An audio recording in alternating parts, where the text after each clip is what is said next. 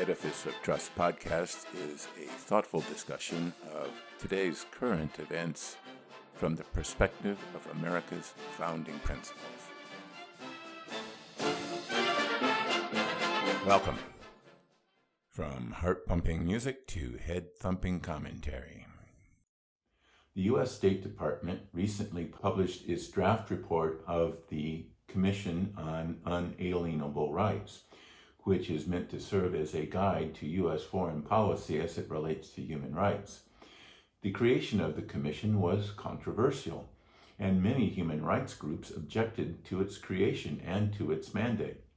Progressives felt that the intent of Secretary of State Pompeo was to use the commission to support a conservative agenda that was to place religious and property rights above other rights such as same-sex marriage, abortion, and LGBTQ rights. A New York Times editorial by Pranshu Verma that criticized the project stated that the project could, quote, reverse the country's long-standing belief that, quote, all rights are created equal, unquote. I had not heard of this long-standing belief. An internet search revealed that nobody else had heard of this belief either. Being charitable, perhaps Mr. Verma had only misread the Declaration of Independence. But this, quote, all rights are created equal stuff is nonsense. Unalienable rights are different. The unalienable rights described in the Declaration of Independence arise from, quote, the laws of nature and nature's God, unquote. They are natural rights, and all people possess them equally. Some might say they are God-given rights, but they still exist whether or not you believe in God. Thomas Jefferson wrote that among these unalienable rights were the rights to life, liberty, and the pursuit of happiness. The list provided by Jefferson is not all-inclusive, and there are additional unnamed, unalienable rights, such as the right to religious freedom, property rights, and free speech rights. Even the Bill of Rights is not all-inclusive, and additional rights have been added to the U.S. Constitution over time. Unalienable rights reside within us. They exist at birth, or perhaps even at conception. We are free to think our own thoughts. We are free to speak our minds. We have the right to the proceeds of our labor, sometimes called property. These are natural rights, but we do not have natural rights to food, clothing, and shelter. While everyone needs to have these basic human necessities, these are external goods, and we must expend effort in order to get them. They do not reside within us, and we must go out and labor to provide for them, for our families and ourselves. The United Nations Universal Declaration of Human Rights set forth an international statement of human rights that includes many of the unalienable rights set out by the Declaration of Independence, but also includes some positive rights such as right to Social Security, a right to work, and rights to food, clothing, housing, and medical care, among others.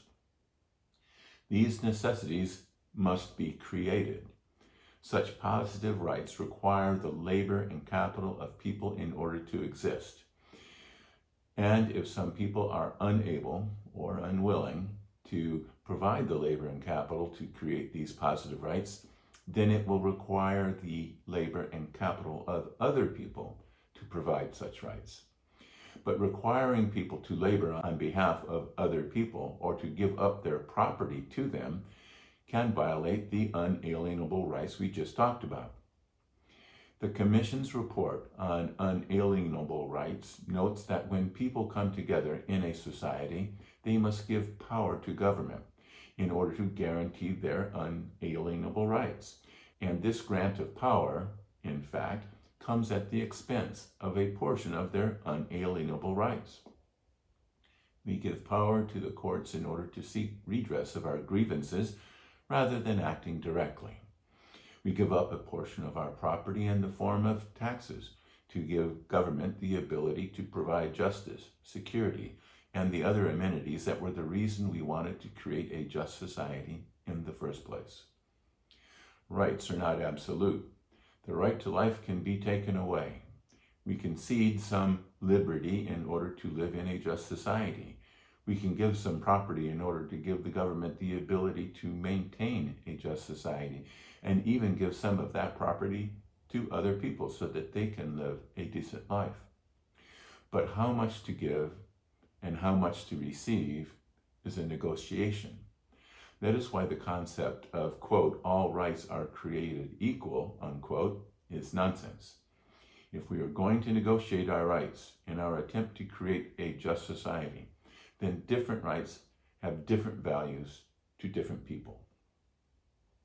New York University psychology professor Jonathan Haidt wrote in his book, The Righteous Mind, that progressives, conservatives, and libertarians, as well as the other possible political variations, have different views of the importance of certain moral principles and place different values on the rights related to those principles. What is the value of the unalienable right of freedom to go maskless during a pandemic against the unalienable right to life of people endangered by the maskless person? Progressives have assailed Secretary Pompeo for imposing his evangelical beliefs on State Department policy through the draft report of the Commission on Unalienable Rights, rather than submitting to the imposition of the left's beliefs in the rights to abortion, same-sex marriage, and others. The report notes that some of the rights are generally agreed upon and others are controversial. The division we are experiencing in America arises from people not being willing to negotiate their rights. They believe that if they negotiate away some of their rights, they are betraying who they are. They are unwilling to be flexible because they believe that their lives and beliefs matter. But they don't understand that different people have different beliefs, and that having some flexibility in negotiation of the application of various rights is essential to the creation of a civil society. The only other alternative is oppression. Ponder that while you listen to a brief message.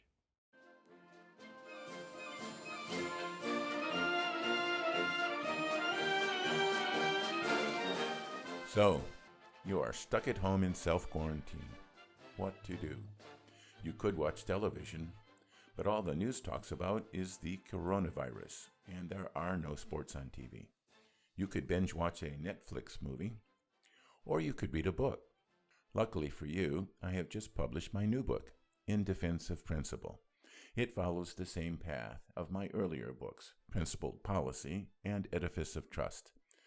The book reviews what is happening around the globe and reaches the conclusion that the world is a mess. The book evaluates the existential threats and defense challenges that confront the United States from the perspective of the American founding principles, and develops policy recommendations based on those principles. You can find links to Amazon, Barnes & Noble, Apple Books on my website, www.edificeoftrust.com. Thank you.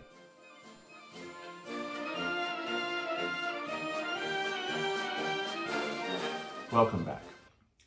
The draft report of the Commission on Unalienable Rights goes on to discuss how the rights based on America's founding principles, combined with the rights put forth by the Universal Declaration of Human Rights, should be applied to U.S. foreign policy.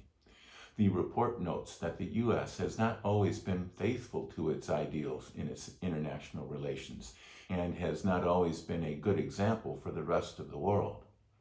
But the fact that we have often fallen short of living up to our ideals and principles is not an indictment of the ideals and principles, but of ourselves. In fairness, the U.S. has tried to live up to its ideals and principles and has been better than many countries in adhering to the Universal Declaration of Human Rights. Authoritarian countries reject American civil rights principles and the Universal Declaration of Human Rights. Saudi Arabia refused to vote for the Universal Declaration of Human Rights, claiming that it violated Sharia law. Many Muslim countries later signed the Cairo Declaration on Human Rights in Islam as an alternative to the Western-oriented Universal Declaration of Human Rights. Some countries have signed both declarations, even though several clauses are in direct opposition. Other countries callously disregard the articles of the Universal Declaration of Human Rights. The United Nations was designed as an inclusive forum where all the nations of the world would be represented, as were its dependencies and affiliates. But the United Nations was conceived by the United States, and it was thought that it would function based on universal values, such as those expressed by the Universal Declaration of Human Rights. But the nations of the UN are anything but united, and many reject what they see as Western values, not universal values. As a result, the original intent of the victorious Allies at the end of World War II has been subverted. The United Nations Commission on Human Rights had its functions captured and subverted by nations with poor human rights records. It was disbanded in 2006 and replaced by the UN Human Rights Council. But this new council suffers from the same disease that killed the previous commission. The current members of the council include Sudan, Somalia, Congo, the Philippines, and Venezuela. Past members have included Communist China, Russia, Cuba, and many other rights violators. The United States dropped out of the council because it was under the control of human rights violators and seemed solely concerned with Israel and not with other countries. In other words, the UN Human Rights Council is not a good vehicle to extend human rights around the world. The U.S. needs to develop its own global human rights agenda because those principles are the foundation of our existence. The report goes on to say that our role as leader of the free world derives from our firm support of civil rights around the world and their implementation at home. The coming global struggle between great powers will not be a contest of armies or economies. It will be a contest of different visions of human rights. President Trump does not appear to believe in American principles and has done much to undermine them and erode America's position in the world. President Obama placed positive rights on the same plane as our civil rights, while President Bush naively believed that people in the Middle East shared the same principles as we do. But Secretary Pompeo's commission has produced a rational and well-reasoned report to guide America's foreign policy during the coming struggle. However, it will likely sit on a shelf in the White House basement right next to H.R. McMaster's National Security Strategy report. Thank you.